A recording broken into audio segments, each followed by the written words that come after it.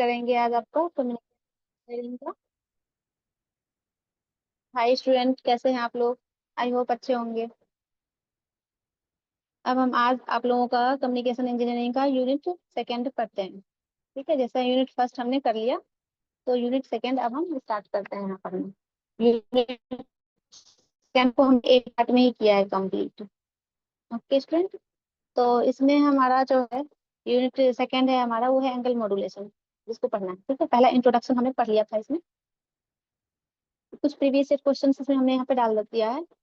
ये 5-6 क्वेश्चन है आपके यूनिवर्सिटी के हिसाब से। ठीक है, तो उसको आप लोग देख लेना, आगे कर लेना कंप्लीट। ठीक है, और ये जो आपका सेकेंड यूनिट में टॉपिक है, वो कुछ टॉपिक है कि एंगल मॉड्यूलेशन क्या होता है। ठीक है, उसके बाद उसका मतलब फ्रीक्वेंसी मॉड्यूलेशन, एंगल का मॉड्यूलेशन, मतलब उसमें दो टाइप का, फ्रीक्वेंसी मॉड्यूलेशन और फेज मॉड्यूलेशन, ये क्या होता है। ठीक है, फिर NVFM WVFM क्या होता है, इसको पढ़ना है। यानी कि इसमें 4-5 टॉपिक आपको पढ़ने हैं सेकेंड यूनिट में। तो ये चीज हम इसको पढ़ेंगे यहाँ पे। इसके बाद हम स्टार्ट करते हैं कि एंगल मॉड्यूलेशन, हमारा पहला टॉपिक है एंगल मॉड्यूलेशन क्या होता है। पहले एंगल मॉड्यूलेशन के बारे में समझेंगे। ठीक है, एंगल मॉड्यूलेशन का डेफिनेशन लिखा हुआ है कि angle modulation in which either the phase और frequency of the carrier wave is varied according to the message signal. ठीक है, इसका मतलब ये है कि एंगल मॉड्यूलेशन करने का मतलब फ्रीक्वेंसी और फेज जो है कैरियर सिग्नल का, वो चेंज होगा आपको with respect to the modulating signal. Modulating signal कहें या फिर बेसबैंड सिग्नल कहें, आपका एक ही होता है। ठीक है, जैसे जो भी सिग्नल है जो मॉड्यूलेट करने के लिए हमारा इनपुट में हम देते हैं स्टार्टिंग में, तो वो हमारा मॉड्यूलेटिंग सिग्नल हो गया या बेसबैंड सिग्नल हो गया। ठीक है, तो ये चीज हम आपको कहेंगे मॉड्यूलेटिंग सिग्नल इसको। तो जो भी कैरियर सिग्नल आपका है, कैरियर सिग्नल जो हमने आपको CT, है ना, cos 2π f ct जो होता है, वो आपका हो गया क्या carrier signal. AC cos 2π f ct plus phi, है ना, FCT प्लस फाइव, जो भी होता है आपका, ये हमारा कैरियर सिग्नल होता है। तो कैरियर सिग्नल का फ्रीक्वेंसी और फेज चेंजेस होता है with respect to the modulating signal, उसको हम कहते हैं angle modulation. In angle modulation frequency और phase of carrier signal changes with respect to the modulating signal, उसको हम कहेंगे एंगल का मॉड्यूलेशन करना। इसका मतलब क्या है, मॉड्यूलेशन का मतलब उसकी फ्रीक्वेंसी को बढ़ाना। ठीक है, तो एंगल मॉड्यूलेशन हम करते हैं उसको फ्रीक्वेंसी और फेज को चेंजेस करने के लिए। Okay, with respect to the modulating signal, या जो आपका इनिशियली सिग्नल, जो सिग्नल को आप पास करते हैं, है ना, ट्रांसमीटर साइड से जो भी आप सिग्नल देते हैं, उसको हम कहते हैं मॉड्यूलेटिंग सिग्नल, जो इनपुट सिग्नल हमारा होता है। तो वो दो टाइप का सिग्नल होता है मॉड्यूलेटिंग सिग्नल में, एक तो फ्रीक्वेंसी मॉड्यूलेशन और एक आपका होता है फेज मॉड्यूलेशन। ठीक है, तो इसका एडवांटेज देखेंगे कि एडवांटेज और डिसएडवांटेज भी इसमें नहीं लिखा है, लेकिन डिसएडवांटेज एडवांटेज दोनों देख लेते हैं। ठीक है, कि देखिए जो एडवांटेज मॉड्यूलेटिंग सिग्नल का हमने क्यों करना है एडवांटेज, इसमें नॉइज रिडक्शन होता है। क्यों? क्योंकि इसमें एम्पलीट्यूड का कोई भी वेरिएशन नहीं होता है। जब हम फ्रीक्वेंसी और फेज का वेरिएशन करते हैं, एम्पलीट्यूड का वेरिएशन नहीं करते हैं। ठीक है, तो जब भी एम्पलीट्यूड का वेरिएशन होता है किसी भी चीज में, एंटीना के एम्पलीट्यूड में अगर वेरी आती है, तो वो मैक्सिमम इफेक्ट ऑफ नॉइज होता है उसमें। तो यानी कि नॉइज इसमें ज्यादा अफेक्ट करता है, एम्पलीट्यूड जब वेरी करता है। लेकिन यहाँ पे हमारी फ्रीक्वेंसी और फेज का वेरिएशन हो रहा है, तो इसीलिए जो एंटीना है, तो उसमें हमारा नॉइज रिड्यूस होगा, यानी कि नॉइज इसमें इम्प्रूव नहीं होगा, ज्यादा नॉइज नहीं होगा। इम्प्रूव सिस्टम फिडेलिटी होगा इसमें। ठीक है, efficient use of power, power का एफिशिएंट यूज इसमें होना है। ठीक है, एप्लीकेशन मतलब इसको हम कहाँ कहाँ यूज करते हैं, तो रेडियो ब्रॉडकास्टिंग में यूज करते हैं, टीवी एंड ट्रांसमीटर साउंड के लिए यूज करते हैं। ठीक है, सेलुलर ऑडियो रेडियो के लिए हम यूज करते हैं। यहाँ पे एंगल मॉड्यूलेशन को हम कहाँ का यूज करते हैं, तो टीवी साउंड ट्रांसमीटर के लिए करते हैं, फिर रेडियो ब्रॉडकास्टिंग के लिए करते हैं, सेलुलर रेडियो के लिए करते हैं। ये हमारा एंगल मॉड्यूलेशन। बेसिकली हमें एंगल मॉड्यूलेशन में ये समझना है कि एंगल मॉड्यूलेशन में फ्रीक्वेंसी और फेज ऑफ कैरियर सिग्नल, कि जो भी हमारा carrier signal CT is equal to होता है AC cos 2π f ct plus phi. ठीक है, तो उसको हम चेंज करते हैं with respect to the modulating signal. ठीक है, वो हमारा एंगल मॉड्यूलेशन, वही चीज यहाँ भी है। एंगल मॉड्यूलेशन दो टाइप का है, तो फ्रीक्वेंसी मॉड्यूलेशन और फेज मॉड्यूलेशन। तो एक बार यहाँ पे देख लीजिए, फ्रीक्वेंसी मॉड्यूलेशन का मतलब कि जो फ्रीक्वेंसी ऑफ कैरियर सिग्नल का जो फ्रीक्वेंसी है, वो varied according with the message signal. Message signal का है या बेस बैंड सिग्नल का है या फिर मॉड्यूलेटिंग सिग्नल का है, तीनों चारों चीज एक ही है। ठीक है, तो जो भी आपका इनिशियली सिग्नल यानी कि बेस बैंड सिग्नल आता है, या फिर मॉड्यूलेटिंग सिग्नल आता है, या जो मैसेज सिग्नल आता है हमारा, उसका फ्रीक्वेंसी के साथ आपका कैरियर सिग्नल का फ्रीक्वेंसी अगर चेंज हो जाता है, तो उसको हम कहेंगे फ्रीक्वेंसी मॉड्यूलेशन। आगे हम डायग्राम से देखेंगे, है ना, उसका ग्राफ से देखेंगे। और यहाँ पे फेज मॉड्यूलेशन में क्या होता है कि phase angle of the carrier is varied according to the message signal. कि एंगल मॉड्यूलेशन में जो फेज होता है वो कैरियर सिग्नल का जो फेज होता है वो वेरीड करता है मैसेज सिग्नल के अकॉर्डिंग, है ना। मैसेज सिग्नल के अकॉर्डिंग या मॉड्यूलेटिंग सिग्नल के अकॉर्डिंग अगर उसका फेज फेज मतलब उसका जो एंगल होता है ना, फेज वेरी करता है। ठीक है, जैसे कि पॉजिटिव फेज, निगेटिव फेज, है ना, वो फेज लैग करता है, फेज लीड करता है। तो उसका जो फेज चेंजेज होता है, ओके, तो उस चीज को हम वो किसके साथ होता है, मैसेज सिग्नल के साथ वेरिएशन होता है, तो उसको हम कहते हैं कि फेज मॉड्यूलेशन। ओके, अभी आप इतना देखिए, आगे चलते हैं फिर डेफिनेशन है। फ्रीक्वेंसी मॉड्यूलेशन का जो मैथमेटिकली डेरिवेशन है वो देखिए। फ्रीक्वेंसी मॉड्यूलेशन, अभी हमने बताया कि in frequency modulation frequency of carrier signal C T changes with respect to the modulating signal M T. ठीक है, कोई भी हमारा जो सिग्नल है वो मॉड्यूलेटिंग सिग्नल देते हैं हम इसको एम टी। एम टी से रिप्रेजेंट करते हैं मैसेज सिग्नल या फिर मॉड्यूलेटिंग सिग्नल। ओके, ये हमारा ठीक है। यहाँ पे हम इसके साथ एक देते हैं, मान लीजिए कोई सी टी कैरियर सिग्नल, है ना, ये इसके साथ मल्टीप्लाई होके ये इसके साथ पल्सेस, इसको इसका जो पल्सेस है ये इसके साथ फिलअप करके इनवेलप रिटेक्टर के साथ वो होके हमारा आउटपुट में यहाँ पे मिलता है। ठीक है, तो यही हम कहते हैं कि जो उसके फ्रीक्वेंसी में या फेज में जो चेंजेस होगा उस कैरियर सिग्नल के साथ, जो हमारा कैरियर सिग्नल है इसको मॉड्यूलेटिंग सिग्नल के साथ चेंज होगा। ओके, तो देखिए मान लीजिए हमारा कोई कैरियर सिग्नल है जो कि कैरियर पल्सेस है, ये कोई कैरियर पल्सेस है ना। ठीक है, और ये हमारा कोई मॉड्यूलेटिंग सिग्नल है जो साइनसॉइडल फॉर्म में है, मॉड्यूलेटिंग सिग्नल। तो ये जो हमारा कैरियर सिग्नल है वो फिलअप होता है जो भी मैसेज सिग्नल के साथ फिलअप होके और जो आउटपुट मिलता है उसी को हम कहते हैं आफ्टर मॉड्यूलेशन के बाद जो हमारा सिग्नल मिलता है आउटपुट में वो। ठीक है, तो यहाँ पे हमें क्या देखना है कि डेरिवेशन देखना है फ्रीक्वेंसी मॉड्यूलेशन का, कुछ मैथमेटिकली डेरिवेशन जो आपको मैथमेटिकली ही करना है एग्जाम में भी, इसमें थ्योरी ऐसे नहीं है। ठीक है, in frequency modulation frequency of carrier signal C T changes with respect to the modulating signal M T. ठीक है, तो if we have the carrier signal हमारे पास ये है, ठीक है, जिसमें एसी क्या है यहाँ पे, जो एसी है वो क्या है, एम्पलीट्यूड ऑफ कैरियर सिग्नल, है ना। ओमेगा सी टी क्या हो गया यहाँ पे, फ्रीक्वेंसी ऑफ कैरियर सिग्नल, यानी कि ओमेगा सी टी या एफ सी टी भी हम कह सकते हैं इसको। ओमेगा के फॉर्म में लिखा है तो ओमेगा एंगुलर फ्रीक्वेंसी के, है ना, आने नॉर्मल फ्रीक्वेंसी तो एफ सी कह सकते हैं, कैरियर फ्रीक्वेंसी। ठीक है, तो ये ओमेगा सी हुआ फ्रीक्वेंसी ऑफ कैरियर सिग्नल। ठीक है, और यहाँ पे तो इस चीज को हम फिर से यहाँ पे लिखे हैं, C T is equals to A C cos two pi F C T plus phi. ठीक है, यहाँ पे फाई क्या हो गया, यहाँ पे फेज का चेंजिंग। ठीक है, फाई के लिए तो इस सारे पॉइंट को हमने यहाँ पे सी टी को हमने थीटा टी से रिप्रेजेंट कर दिया, यहाँ पे थीटा टी से रिप्रेजेंट कर दिया, तो C T is equals to A C theta T. Okay, frequency of carrier signal C T change with respect to the modulating signal M T. ठीक है, तो हम इसको अब लिख सकते हैं कि एफ सी जो है कैरियर सिग्नल का जो फ्रीक्वेंसी है वो चेंज होता है किसके रिस्पेक्ट में, मॉड्यूलेटिंग सिग्नल के फ्रीक्वेंसी के रिस्पेक्ट में। ठीक है, तो मॉड्यूलेटिंग सिग्नल हमारा क्या है, एफ एम टी, तो उसके रिस्पेक्ट में चेंज होता है क्या, कैरियर सिग्नल का फ्रीक्वेंसी। ओके, तो ये चीज हमने यहाँ पे लिखा है। ठीक है, इन फ्रीक्वेंसी मॉड्यूलेशन, अब फ्रीक्वेंसी मॉड्यूलेशन में हम देखते हैं कि क्या करना है हमें, तो थीटा टी की वैल्यू क्या हो जाएगी, थीटा टी की वैल्यू अभी देखो यहाँ पे क्या था, two pi F C T plus phi, है ना, तो इसी चीज को हमने two pi F C T कर दिया। ठीक है, लेकिन फ्रीक्वेंसी का मॉड्यूलेशन होगा ना तो यहाँ पे फेज की चेंजिंग होगी। ठीक है, तो यहाँ पे फाइव को हमने लिखा टू पाई के F integration of zero to T X T D T. ठीक है, ये भी चीज हम आगे देखेंगे कि इसका डायग्राम से देखेंगे, आगे जो नेक्स्ट स्लाइड में आपका डायग्राम आएगा, इंटीग्रेशन होता है। अगर यहाँ पे आपको मॉड्यूलेशन में चेंजेस करना है तो फेज का इंटीग्रेशन करना है, फेज को चेंज करना है। ठीक है, जहाँ पे के एफ क्या है, यहाँ पे सेंसिटिविटी हो गई है, फ्रीक्वेंसी की सेंसिटिविटी के एफ यहाँ पे कांस्टेंट है, फ्रीक्वेंसी सेंसिटिविटी। ओके, ये चीज तो मॉड्यूलेटिंग सिग्नल यहाँ पे क्या हो जाएगा, जो आउटपुट निकल के आएगा Y of F M T, Y of F M T जो आएगा आउटपुट निकल के वो क्या है, वो ये है हमारा यहाँ पे। ठीक है, a C cos as it is रहेगा, ए सी cos two pi F C T plus two pi के F integration of x T D T. ठीक है ना, इंटीग्रेशन का limit zero to t variation इसका होगा। ठीक है, जहाँ पे के एफ क्या है, सेंसिटिविटी, फ्रीक्वेंसी की सेंसिटिविटी यहाँ पे के एफ दी हुई है। ओके, अब आगे डायग्राम में देखेंगे इसको, फ्रीक्वेंसी मॉड्यूलेशन का डायग्राम देखो। यहाँ पे हमने मान लीजिए कोई मॉड्यूलेटिंग सिग्नल एक्स टी जो कि हमने मैसेज सिग्नल के रूप में यहाँ पे दिया, किसको, इंटीग्रेटर को। इंटीग्रेटर क्या करेगा, इस मॉड्यूलेटिंग सिग्नल एक्स टी को इंटीग्रेशन करेगा, यहाँ पे इंटीग्रेट करेगा और देन वो फेज मॉड्यूलेटर में इसको सेंड करेगा। ओके, फेज मॉड्यूलेटर क्या करेगा, ये कैरियर सिग्नल जो जाएगा यहाँ से उसको, और यहाँ पे इंटीग्रेशन सिग्नल को, इंटीग्रेशन के बाद जो ये सिग्नल आया हमारा एक्सटीडीटी, ठीक है, इसको यहाँ पर फेज को मॉड्यूलेट करेगा, इसका फेज को चेंज करेगा और देन यहाँ पे आउटपुट देगा।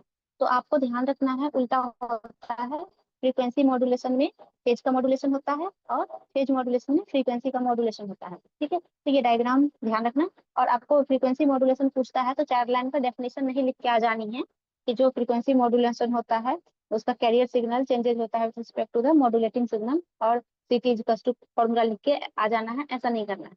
उस पूरा डेरिवेशन लिखना है और ये यहाँ पे ग्राफ बनानी है और यहाँ पे ब्लॉक डायग्राम बनानी है, आपको दिखाने हैं। ओके, तो यहाँ पे एक्सटी मॉड्यूलेटिंग सिग्नल है हमारा, इसको हमने इंटीग्रेटर में भेजा और इंटीग्रेटर के बाद इंटीग्रेटर क्या करता है, फेज मॉड्यूलेटर में इसको भेजने के भेजता है, फिर सिटी में हमारा कैरियर सिग्नल।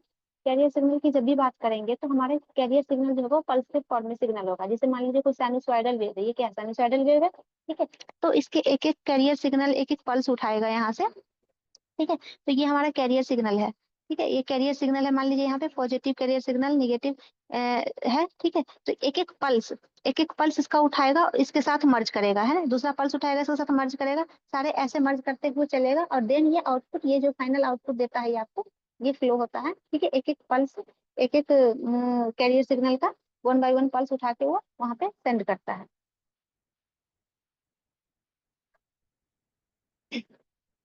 ठीक है। तो देखिए अब यहाँ पे y of F M T जो आएगा वो क्या आ जाएगा, जैसे पिछले स्लाइड में यही तो आया था निकल के, है ना, इसी का इंटीग्रेशन के बाद क्या था, y of F M T A C cos 2 pi F C T 2 pi के F 0 to t integration X T D T, ठीक है। यही हमारा जो मिला था ये क्या हो गया, हमारा फ्रीक्वेंसी मॉड्यूलेशन का आउटपुट हो गया, ठीक है, फ्रीक्वेंसी मॉड्यूलेशन का आउटपुट हो गया। अब हमें क्या देखना है, हमें आप ग्राफ को देखिए, ग्राफ में हमें देखना है कि मॉड्यूलेटिंग सिग्नल होता कैसे है, ठीक है। अभी तो हम बता रहे थे तो मैथमेटिकली आपको लग रहा था कि अलग से कि वो कैसे रहा है, एक्चुअली में क्या होता है कि अभी जैसे यहाँ पे सीटी है कैरियर सिग्नल, जिसको हमने बोला कि ये पल्स के फॉर्म में होता है ना, ये पल्स ऑफ ट्रेन होता है, ठीक है। तो ये जो होता है, तो ये बहुत सारे पल्सेस है जो कि साइनसॉइडल फॉर्म यहाँ पे आपको दिख रहा है, जो कि आपका मैसेज सिग्नल है या फिर बेसबैंड सिग्नल है, ठीक है, जो मॉड्यूलेटिंग सिग्नल है ये हमारा नॉर्मली पहले दिया हुआ है। तो इस पॉइंट को हम कहेंगे मॉड्यूलेटिंग सिग्नल। तो मॉड्यूलेटिंग सिग्नल में ये दिया हुआ था, इसका 1 1 बिट पल्स उठा के और इसके साथ ये एक एक सैंपल यहाँ से उठाता है ना, इसको मॉड्यूलेटिंग सिग्नल से एक एक सैंपल उठाता है, 1 बिट यहाँ से पल्सेस लेता है और ये ग्राफ में यहाँ पे रिप्रेजेंट करता है, ठीक है। फिर यहाँ नीचे वाला भी निगेटिव भी ग्राफ होगा इसका, है ना, इस पल्स से निगेटिव भी कैरियर होगा इसका, तो एक एक निगेटिव डेविएशन यहाँ से लेके चलेगा और इसके बाद यहाँ पे ग्राफ में दिखाएगा, ठीक है। तो यही दोनों मल्टीप्लाई हो जाता है, यानी कि फेज के साथ मॉड्यूलेट हो जाता है आपस में और देन उसके बाद आउटपुट देता है। देखिए यहाँ पे हमारा जो है कि ये मॉड्यूलेटिंग सिग्नल है, मान लीजिए यहाँ पे ये हमारा मॉड्यूलेटिंग सिग्नल है, ठीक है, और ये हमारा एफएम वेव है, ठीक है। ये हमारा एफएम वेव जो आफ्टर मॉड्यूलेशन के बाद जो आता है, यानी कि जो आउटपुट निकल के आता है वो वाला है, ये वाला डायग्राम, ठीक है। तो देखिए इसमें आपका यहाँ पे देखो, ये जो यहाँ पे जो हो रहा है, यहाँ पे फ्रीक्वेंसी क्या हो रही है, मतलब फ्रीक्वेंसी यहाँ पे 0 हो रहा है, यानी कि यहाँ पे कोई भी डेविएशन नहीं हो रहा है ना, फ्रीक्वेंसी हो रहा है लेकिन कोई भी डेविएशन नहीं हो रहा, फ्रीक्वेंसी का डेविएशन नहीं हो रहा है, तो कॉन्स्टेंटली फ्रीक्वेंसी यहाँ पे मूव कर गया, ठीक है, जैसे था एज इट इज। यहाँ पर क्या हो रहा है, यहाँ पे पॉजिटिव डेविएशन हो रहा है ना, जो डेल्टा एफ होता है वो पॉजिटिव डेविएशन हो रहा है यहाँ पे, तो पॉजिटिव डेविएशन होना है यानी कि फ्रीक्वेंसी यहाँ पे आपका इंक्रीज कर रहा है। तो देखिए यहाँ पे फ्रीक्वेंसी इंक्रीज कर रहा है, यहाँ पे फ्रीक्वेंसी बढ़ रहा है ना, और जैसे जैसे ये कम हो रहा है, डेविएशन कम हो रहा है, वैसे वैसे क्या हो रहा है, ये फ्रीक्वेंसी स्लो हो रहा है, ये वाला जो आपको दिख रहा है लाइन, ये फ्रीक्वेंसी क्या हो रहा है, स्लो हो रहा है, ठीक है। फिर ये क्या है, ये निगेटिव डेविएशन है, तो जैसे निगेटिव डेविएशन होगा, नेगेटिव डेविएशन का मतलब कि फेज वहाँ पे डिक्रीज होगा, यानी कि एल एस, उस टाइम में यूएसडी और एलएसडी देखा था ना हमने, ठीक है। तो ये जो होता है, तो डेविएशन जो होता है यहाँ पे स्लो डेविएशन होता है, निगेटिव फ्रीक्वेंसी जब होता है तो स्लो डेविएशन होता है फ्रीक्वेंसी का, ठीक है। फिर यहाँ पे बढ़ गया तो फिर यहाँ पे फ्रीक्वेंसी हाई हो गई। तो ये चीज है कि देखिए कि यहाँ पे आपको ये बेसबैंड सिग्नल दिया हुआ है, तो यहाँ पे फ्रीक्वेंसी इस पॉइंट पर हाई है तो इस पॉइंट पे हाई है, यहाँ पे डेविएशन निगेटिव है तो यहाँ पे फ्रीक्वेंसी स्लो है, ओके। तो ये देखिए मिनिमम फ्रीक्वेंसी इस पॉइंट पर क्या हो रहा है, मिनिमम फ्रीक्वेंसी हो रहा है, ठीक है, इस पॉइंट पर क्या हो रहा है, मैक्सिमम फ्रीक्वेंसी हो रहा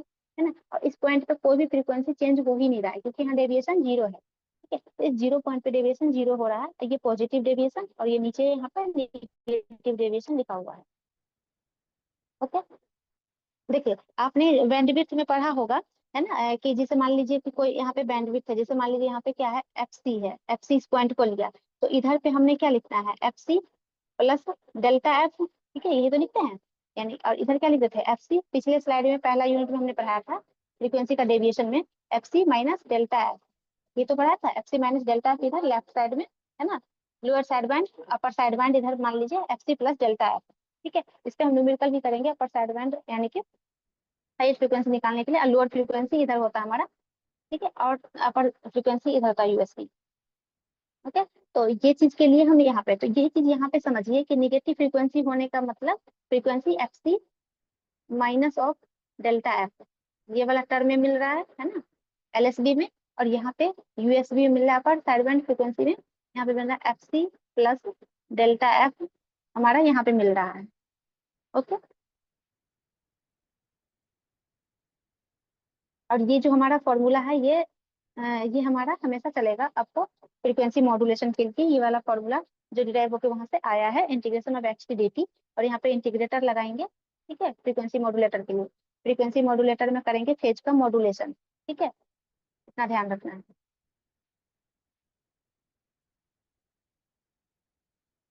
नेक्स्ट चलते हैं फेज का मॉड्यूलेशन करने, ठीक है, फेज का मॉड्यूलेशन करेंगे, तो फेज के मॉड्यूलेशन में देखिए कि क्या होता है, इसमें क्या होगा कि frequency in phase modulation, phase of carrier signal with respect to the modulating signal, ठीक है, मॉड्यूलेटिंग सिग्नल के रिस्पेक्ट में हमारा जो फेज है वो चेंज होगा, कैरियर सिग्नल का फेज चेंज होगा, ठीक है। तो कैरियर सिग्नल का फॉर्मूला ये हमेशा याद रखिए, कैरियर सिग्नल का ये फॉर्मूला होता है C T is to A C cos two pi F C T, यानी कि cos two pi F C T को ओमेगा सी टी भी कहते हैं, ठीक है, तो इसी को ओमेगा सी टी यानी कि two pi F C T plus phi, okay, तो इसी को फिर हमने यहाँ पे फिर से लिख दिया, ठीक है, a C cos two pi F C T plus five. अब इस वाले टर्म को पूरा को हमने यहाँ पे थीटा टी से रिप्रेजेंट कर दिया, थीटा टी से, for phase modulation, phase of the carrier signal changes with respect to the message signal M T, ठीक है, जो भी मैसेज सिग्नल या जो भी हमारे बेसबैंड सिग्नल है, ठीक है, तो उसको हम यहाँ पे उसके साथ चेंज करेंगे फेज का कैरियर सिग्नल के साथ, ठीक है। तो फेज ऑफ मॉड्यूलेटिंग सिग्नल, जो फॉर्मूला जैसे उससे निकाले थे वैसे ही यहाँ पे फॉर्मूला निकल के आ जाएगा, तो यहाँ पे क्या होगा, वहाँ पे इंटीग्रेटर था, यहाँ पे हमारा डिफरेंशिएटर हो जाएगा, तो ये हो जाएगा वाई ऑफ, ये हमारा हो जाएगा क्या, वाई पी एम यानी कि फेज मॉड्यूलेशन, फेज मॉड्यूलेशन के बाद हो जाएगा Y P M T equals to A C cos two pi F C T plus K P X T, यहाँ पे डिफरेंशिएशन होगा के पी एक्स टी, वहाँ पे क्या था, के F integration of x T D T, ये था, यहाँ पे आपको के पी एक्स टी हो जाएगा, ओके, आफ्टर डेरिवेशन। तो यहाँ पे केपी क्या है, हमारा फेज सेंसिटिविटी, जिसका यूनिट क्या होगा, रेडियन पर volt, okay, KP is the quantity of phase deviation, बिल्कुल केपी है फेज डेविएशन का क्वांटिटी है केपी, कि कितना से फेज डेविएशन पॉजिटिव हो रहा है या फेज डेविएशन निगेटिव हो रहा है, फेज बढ़ रहा है या फेज घट रहा है, ठीक है, उस चीज को कहते हैं फेज डेविएशन होना, ठीक है। If higher the value of KP, अगर केपी की वैल्यू हाइयर हो जाएगी, higher the value of the phase deviation, बिल्कुल अगर केपी की वैल्यू ज्यादा होगा तो फेज डेविएशन ज्यादा होगा, ठीक है, तो सेंसिटिविटी इसकी हाई हो जाएगी, केपी की वैल्यू ज्यादा होगा तो फेज डेविएशन ज्यादा होगा, फेज डेविएशन ज्यादा होगा तो सेंसिटिविटी इसकी ज्यादा हो जाएगी, क्योंकि केपी क्या है, सेंसिटिविटी है, फेज का सेंसिटिविटी, ठीक है, तो यहाँ पे XT expense either the phase deviation positive और नेगेटिव, बिल्कुल जो एक्सटी है, हाँ, तो यहाँ पे क्या हो जाएगा, एक्सटी में क्या होगा, अगर केपी की वैल्यू यहाँ पे निगेटिव होगा तो ये पूरा टर्म निगेटिव हो जाएगा, और केपी की वैल्यू पॉजिटिव हो जाएगा तो पूरा टर्म पॉजिटिव हो जाएगा, तो वही है कि एक्सटी जो है हमारा वो केपी मतलब केपी पे डिपेंड करता है फेज सेंसिटिविटी। इसको डायग्राम से देखेंगे, ब्लॉक डायग्राम देखिए और इसका आपका वेव फॉर्म देखिए, तो देखिए इसमें क्या होगा, जो मॉड्यूलेटिंग सिग्नल है, जो बेसबैंड सिग्नल है, मैसेज सिग्नल, उसको हम डिफरेंशिएटर में देते हैं, डिफरेंशिएशन के बाद after differentiation D x T upon D T, तो इसमें क्या होता था फ्रीक्वेंसी मॉड्यूलेशन में, फेज का मॉड्यूलेशन, लेकिन हमारा फेज मॉड्यूलेशन है तो वहाँ पर क्या होगा, फ्रीक्वेंसी का मॉड्यूलेशन, ठीक है, कैरियर सिग्नल हमारा क्या है, सीटी, कैरियर सिग्नल यानी कि इम्पल्स फॉर्म में जो कैरियर होता है हमारा वो जाएगा किसके साथ, मॉड्यूलेटिंग सिग्नल के साथ, ठीक है, फिर यहाँ पे फ्रीक्वेंसी का मॉड्यूलेशन होगा, ठीक है, इन दोनों टर्म जाएगा फ्रीक्वेंसी मॉड्यूलेटर में, फ्रीक्वेंसी मॉड्यूलेटर क्या करेगा, उसको मॉड्यूलेट करेगा, ओके, तो ये जो वाई ऑफ पीएमटी जो आएगा निकल के, वाई ऑफ पीएमटी यानी कि आउटपुट निकल के आएगा, तो पिछली स्लाइड में भी यही था, ए सी cos two pi F C T plus K P X T, यही है, यहाँ पे देखो ये निकल के हमारा केपी का वैल्यू, वाई ऑफ पीएमटी का वैल्यू यही था, AC cos 2 पाई FCT प्लस KPXT, ठीक है। वही चीज हम वहां भी लिखेंगे कि जो आउटपुट आएगा निकल के वो हमारा ऐसा ही कुछ ये है, ठीक है। अब इसको हम वेव फॉर्म से समझेंगे। वेव फॉर्म से अगर समझते हैं कि तो देखिए यहाँ पे जो फाई है, अच्छा उस वाली स्लाइड में था, ओके, फाई जो था वो तो आपका फेज था, ठीक है, तो ध्यान रखना फाई को फेज, ठीक है। सारे टर्म को हमने वहाँ पर थीटा ले लिया था। तो मॉड्यूलेटिंग सिग्नल हम इसको करते हैं KPXT वाला जो है ये, इसको हम अगर करते हैं इस ग्राफ से देखते हैं, ठीक है। तो साइन वेव का जो ग्राफ है इससे देखिए। अब यहाँ पर क्या है, ये क्या है हमारा मॉड्यूलेटिंग सिग्नल, ये मॉड्यूलेटिंग सिग्नल जिसको बोलते हैं MT, ठीक है। ये एमटी मॉड्यूलेटिंग सिग्नल होगा जिसको हम बोलते हैं बेसबैंड सिग्नल या मॉड्यूलेटिंग सिग्नल, लिखा भी है यहाँ पे, ठीक है। इसको बोलते हैं। अब हमारा जो कैरियर वेव है, यहाँ पे कोई कैरियर वेव दिया हुआ है, ये कैरियर वेव मान लीजिए इसके साथ मिक्स होके, इसके साथ मल्टीप्लाई होके ये यहाँ पे तो बनता है जिसको हम आउटपुट बोलते हैं, ठीक है। तो हमेशा मैसेज सिग्नल के साथ कैरियर पल्स, कैरियर का जो पल्सेस है वो उसके साथ मर्ज होके उसके साथ एक सैंपल उठाएगा, एक कैरियर उठाएगा, और देन उसके बाद जो ग्राफ बनेगा वो हमारा आउटपुट का बनेगा, ठीक है। मान लीजिए कोई सैंपल यहाँ पे है, कोई सैंपल यहाँ है ना, यहाँ इसका सैंपल उठाएगा। एक जो कैरियर वेव है जो मैंने आपको भी बताया था कि एक एक बिट्स यहाँ से उठाता है, एक एक बिट उठाता है और यहाँ से इसको मर्ज करता, सैंपल लेता है और देन इसके बाद ये साइनसॉइडल बनता है, जो कि आपने वेलप डिटेक्टर में देखा था प्रीवियस क्लास में, ठीक है।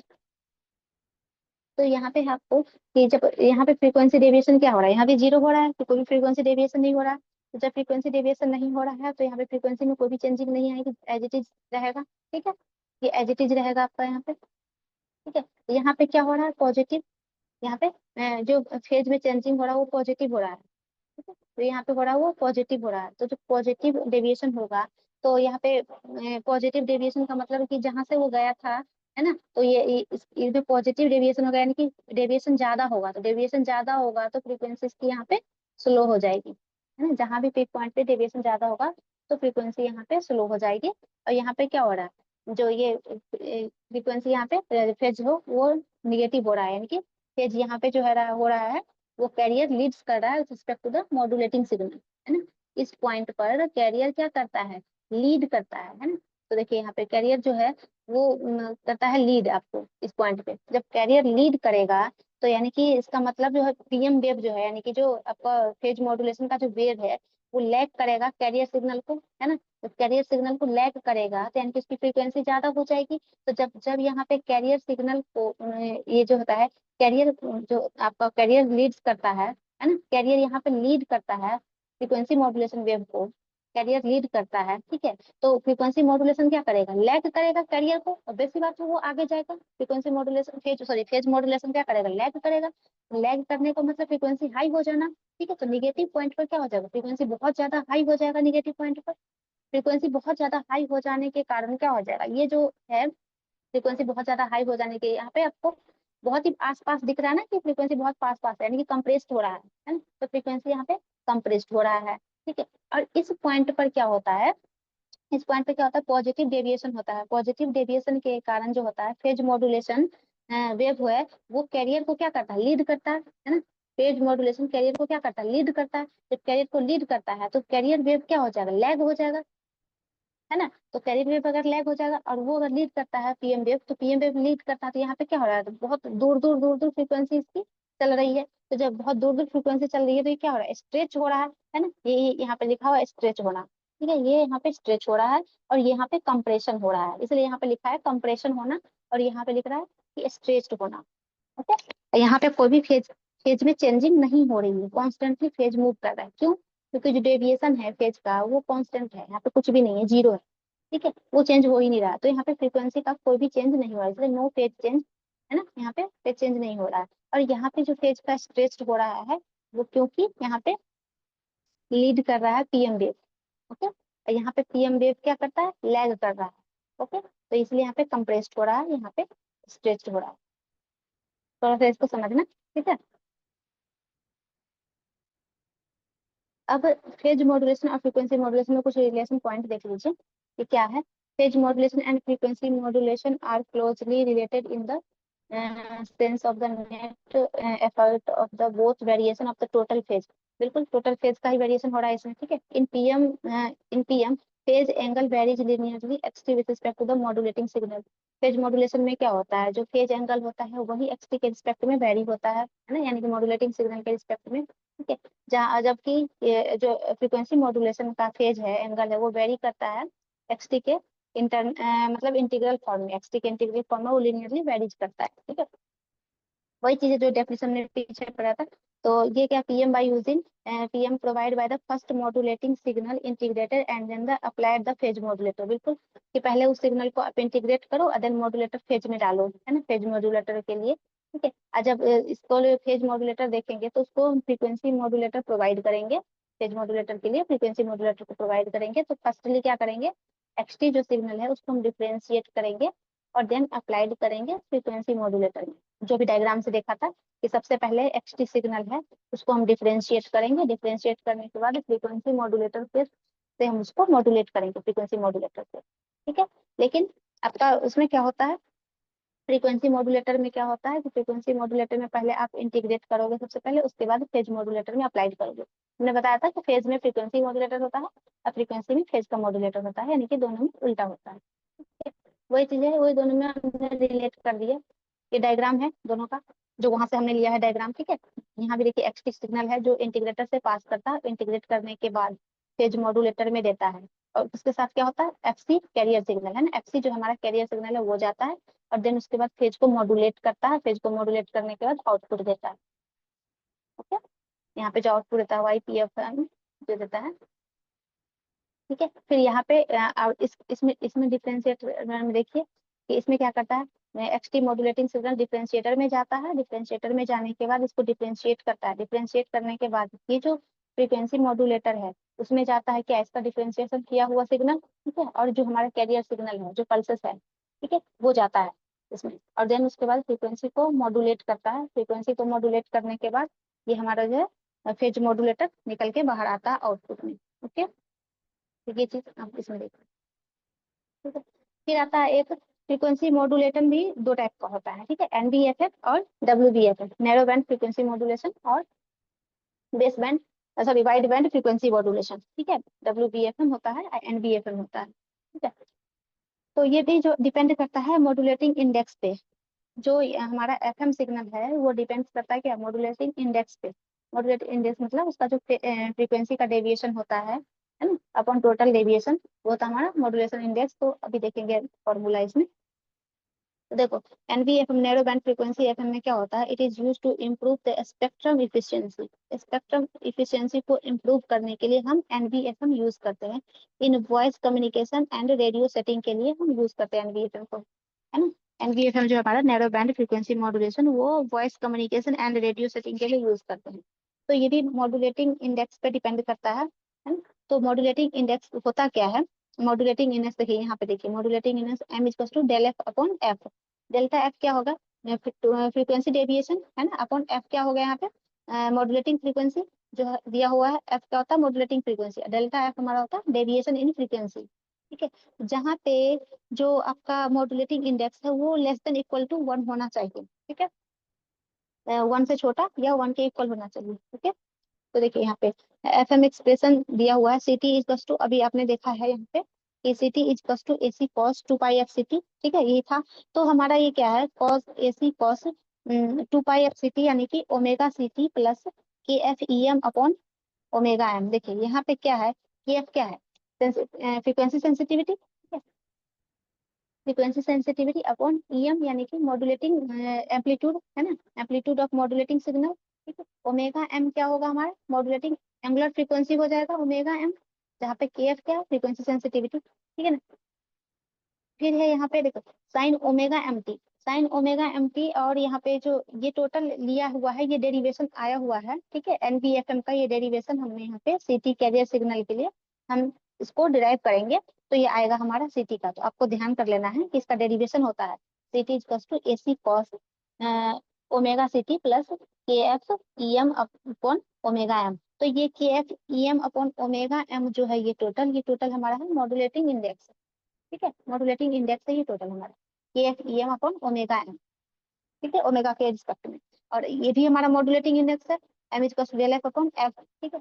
तो यहाँ पे के एफ क्या है, फ्रीक्वेंसी सेंसिटिविटी, यहाँ पे लिखा हुआ है। ई एम क्या है, यहाँ पे एम्पलीट्यूड मॉड्यूलेटिंग सिग्नल, और ओमेगा एम क्या है, modulating angular frequency. Okay, so modulated index is to, देखिए यहाँ पे लिखा हुआ है एम इज टू, ये एम इज टू हमारा क्या हो गया, ये मॉड्यूलेटिंग इंडेक्स हो गया। ठीक है, ये हमारा।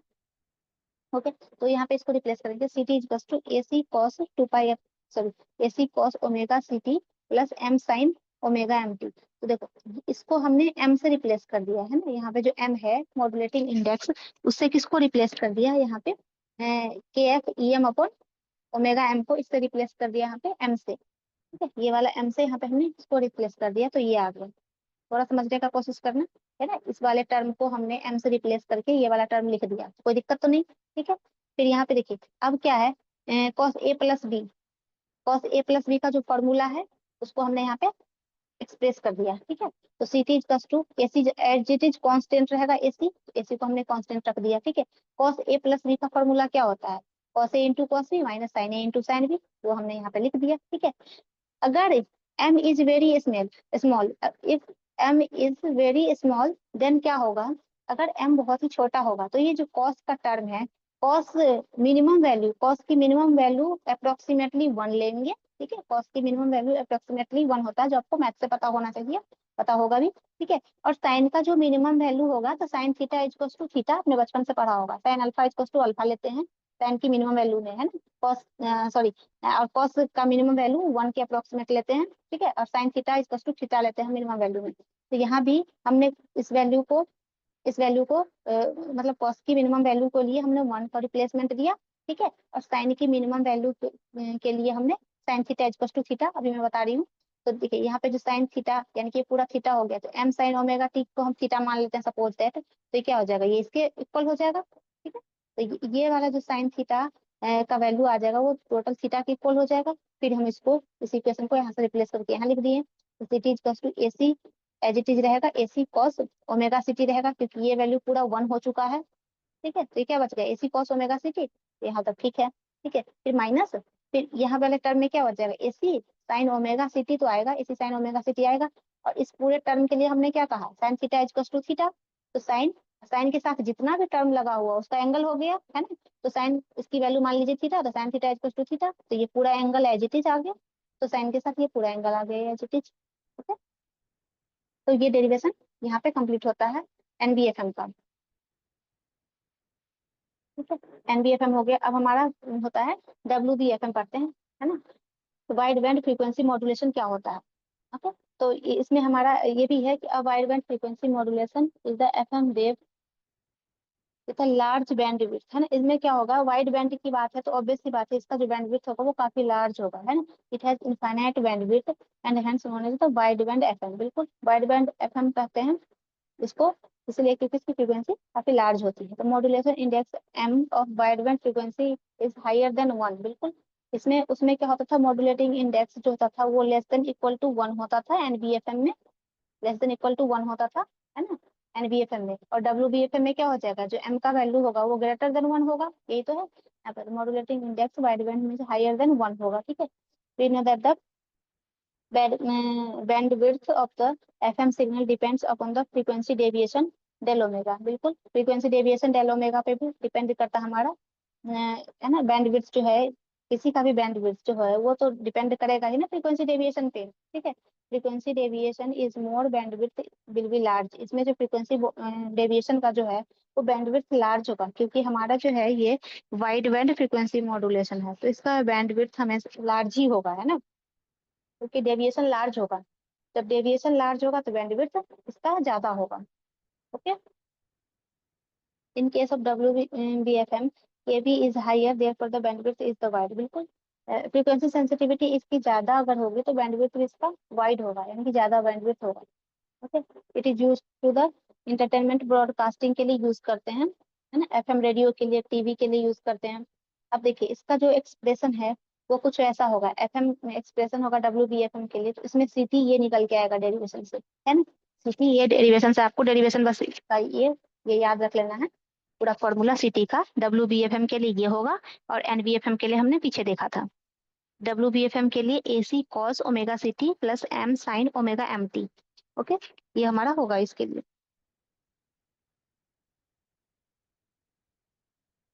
ठीक है, तो इसको रियल पार्ट एक्सपोनेंशियल फेजर लेंगे, रियल पार्ट एक्सपोनेंशियल फेजर लेते हैं तो क्या होता है, कॉस थीटा इजकस टू क्या होता है, एसी तो एज इट इज रहेगा, कॉस थीटा वाला के वैल्यू में सिर्फ रियल पार्ट अगर आपको लेना है मैथ से तो आप ध्यान करें तो क्या लेता था, e to the power j theta, है ना, e to the power j theta ही तो लेते हैं रियल पार्ट के लिए सिर्फ, e to the power j theta. ठीक है, अब आप यहाँ पे एनवीएफएम और वाइड बैंड फ्रीक्वेंसी बैंड के लिए देख लीजिए एक बार, दोनों में क्या होता है। ठीक है, इसमें क्या होगा मॉड्यूलेट, इसमें जो होगा वाइड बैंड में ग्रेटर देन 1 होगा, अभी आपने देखा था वाइड बैंड है यानी कि इसका frequency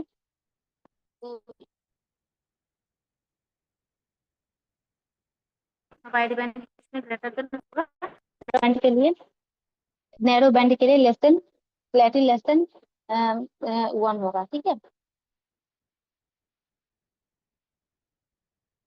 less than equal to होगा, सॉरी यहाँ पे greater less than equal to 1 होगा। ठीक है, इसमें क्या हो जाएगा ग्रेटर देन 1 होगा वाइड बैंड के लिए। ठीक है, मैक्सिमम डेविएशन जो होगा इसमें क्या होगा 75 किलो हर्ट्ज। ठीक है, इसका जो narrow band width frequency modulation होगा इसमें 5 किलो हर्ट्ज। ठीक है, वाइड बैंड के लिए 75 किलो हर्ट्ज और इसमें 5 किलो हर्ट्ज होगा। ठीक है, नैरो बैंड के लिए इसका frequency, range of modulation frequency इसमें क्या हो जाएगा 30 hertz to 15 hertz, 15 kilohertz. ठीक है, और इसमें क्या हो जाएगा 30 हर्ट्ज टू 3 किलो हर्ट्ज। ठीक है, इसका जो नैरो बैंड के लिए होगा एनवीएफएम में वो होगा 30 हर्ट्ज टू 3 किलो हर्ट्ज, और इसमें हो जाएगा वाइड बैंड के लिए 30 हर्ट्ज टू 15 किलो हर्ट्ज। ठीक है, इसका जो मॉड्यूलेटिंग इंडेक्स होगा ये 5 टू 2500 होगा। ठीक है, ऐसे स्लाइटली ग्रेटर देन 1 होगा। तो ये सब इसके कुछ कुछ पॉइंट है, ये आप देख लेना। एप्लीकेशन के लिए कहाँ कहाँ यूज करते हैं, इंटरटेनमेंट ब्रॉडकास्ट के लिए यूज करते हैं, अभी टीवी के लिए देखा था आपने। ठीक है, इसमें भी करते हैं, मोबाइल कम्युनिकेशन के लिए यूज करते हैं, है ना, पुलिस वायरलेस के लिए यूज करते हैं, एम्बुलेंस के लिए यूज करते हैं। ठीक है, तो इसका जो मोबाइल कम्युनिकेशन में हम यूज करते हैं इसके लिए। ठीक है,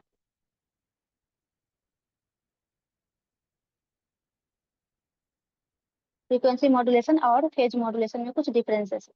ठीक है, तो अभी अपने एम्पलीट्यूड मॉड्यूलेशन और फ्रीक्वेंसी मॉड्यूलेशन। ठीक है, तो एम्पलीट्यूड मॉड्यूलेशन में क्या करता है, in involves the alternation of the amplitude of the carrier wave. ठीक है, कैरियर वेव के एम्पलीट्यूड इसमें इन्वॉल्व होता है। ठीक है, FM involves change with respect to frequency of the carrier wave. Frequency modulation में क्या करता था हम कि फ्रीक्वेंसी मॉड्यूलेशन करते थे, उसमें कैरियर वेव की फ्रीक्वेंसी को हम चेंजेस करते थे, है ना, इसमें कैरियर वेव के एम्पलीट्यूड को हम चेंज करते हैं एम्पलीट्यूड मॉड्यूलेशन में, और उसमें क्या करते हैं हम फ्रीक्वेंसी को, कैरियर वेव की फ्रीक्वेंसी को हम चेंज करते हैं। ठीक है, इसमें है क्या सेकेंड पॉइंट में, एम्पलीट्यूड मॉड्यूलेशन में होता है फ्रीक्वेंसी रेंज जो होता है वो 535 से लेके होता है ना, ये 1705 किलो हर्ट्ज तक होता है। ठीक है, ये इसको बिट्स में करेंगे तो 1200 बिट्स पर सेकंड होता है। इसको अगर बिट्स में देखा जाए तो इसके लिए क्या हो जाएगा 1200 से 2400 बिट्स पर सेकंड तक होगा। इसके लिए जो स्पेक्ट्रम होगा फ्रीक्वेंसी मॉड्यूलेशन के लिए 88 टू 108 मेगा हर्ट्ज के लिए, है ना, 88 टू 108 मेगा हर्ट्ज जो हमारी फ्रीक्वेंसी रेंज है ना, फ्रीक्वेंसी मॉड्यूलेशन के लिए वो पकड़ता है हमारा यहाँ पे। ठीक है, तो ये एम्पलीट्यूड मॉड्यूलेशन के लिए जो होगा ये 30 किलो हर्ट्ज तक के ले लेंगे, और इसके लिए जो हमारा थर्ड पॉइंट जो है ये फ्रीक्वेंसी मॉड्यूलेशन 80 किलो हर्ट्ज तक के ले लेंगे, यानी कि इसमें फ्रीक्वेंसी मॉड्यूलेशन में ज्यादा है, एम्पलीट्यूड मॉड्यूलेशन में हमारा जो रेंज है वो कम हो रहा है यहाँ पे। ठीक है, तो ये सब इसका कुछ कुछ छोटा छोटा पॉइंट है जो दोनों में आप डिफरेंस लिख सकते हैं इसको। ओके,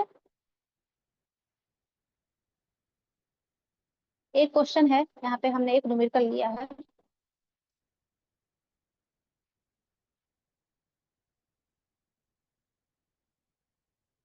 एक न्यूमेरिकल है, ये आप कर लीजिए, थोड़ा इजी भी है, ज्यादा डिफिकल्ट नहीं है। देखो इसमें क्या कह रहा है क्वेश्चन में, in FM system 7 kilohertz modulating signal modulates, मतलब जो एफएम फ्रीक्वेंसी है यहाँ पे वो कितना दिया हुआ है, मॉड्यूलेटिंग सिग्नल का जो फ्रीक्वेंसी दिया हुआ है वो आपको 7 किलो हर्ट्ज दिया हुआ है, यानी कि मॉड्यूलेटिंग सिग्नल का फ्रीक्वेंसी 7 किलो हर्ट्ज दिया हुआ है, मॉड्यूलेट्स 107.6 मेगा हर्ट्ज कैरियर वेव, है ना, यानी कि कैरियर वेव का जो फ्रीक्वेंसी दिया हुआ है वो कितना दिया हुआ है, मेगा हर्ट्ज दिया हुआ है, तो बेसिक बात है फ्रीक्वेंसी का ही यूनिट है, हर्ट्ज क्या होता है फ्रीक्वेंसी का यूनिट है, तो इससे भी ये पता कर सकते हैं। कैरियर वेव का फ्रीक्वेंसी दिया हुआ है 107.6 मेगा हर्ट्ज। ठीक है, और यहाँ पे मॉड्यूलेटिंग सिग्नल का फ्रीक्वेंसी दिया हुआ है आपको 7 किलो हर्ट्ज। ठीक है, so that the frequency deviation is 50 kilo hertz, frequency deviation दिया हुआ 50 किलो हर्ट्ज। ठीक है, तो डिटरमाइन क्या क्या करना है आपको वो देखिए, carrier swings in the frequency modulation signal. ठीक है, एंड मॉड्यूलेटिंग इंडेक्स, यानी कि मॉड्यूलेटिंग इंडेक्स एम की वैल्यू निकालनी है ना, एम की वैल्यू निकालनी है, जो कि क्या होता है हमारा डेल एफ अपॉन एफ होता है, एफ या एफ एम जो भी, ठीक है, ये भी होता है, ठीक है। अब कैरियर स्विंग्स निकालनी है हमें, और दूसरा पॉइंट क्या निकालना, highest frequency and lowest frequency of the signal wave. तो हाईएस्ट फ्रीक्वेंसी और लोएस्ट फ्रीक्वेंसी अभी देखते हैं। देखो आंसर में देखो क्या क्या दिया हुआ है। तो इसमें एफएम दिया हुआ है, यानी कि मॉड्यूलेटिंग सिग्नल का जो फ्रीक्वेंसी दिया हुआ है वो क्या दिया हुआ है, 7 किलो हर्ट्ज, ठीक है, क्वेश्चन में दिया हुआ है, ठीक है।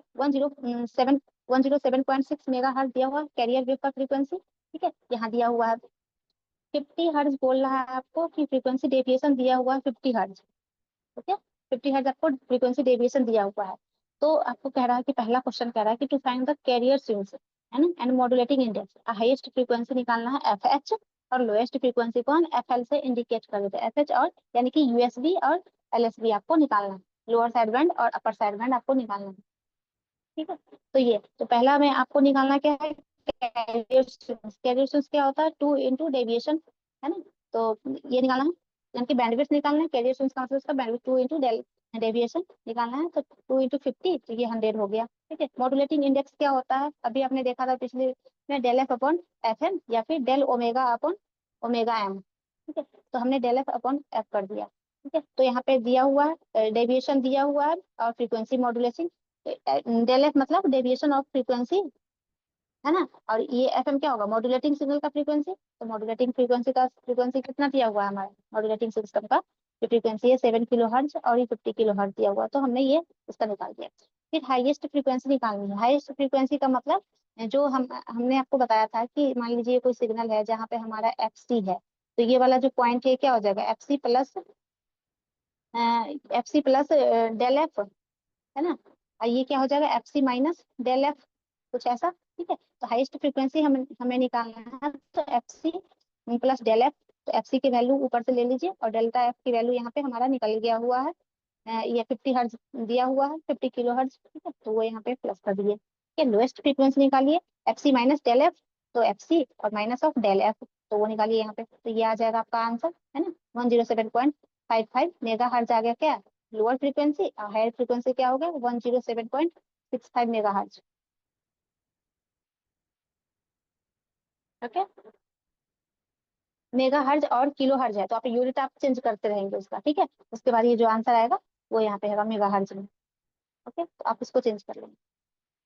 ओके स्टूडेंट, आई होप आप लोगों को समझ में आ गया होगा क्लास, ठीक है स्टूडेंट।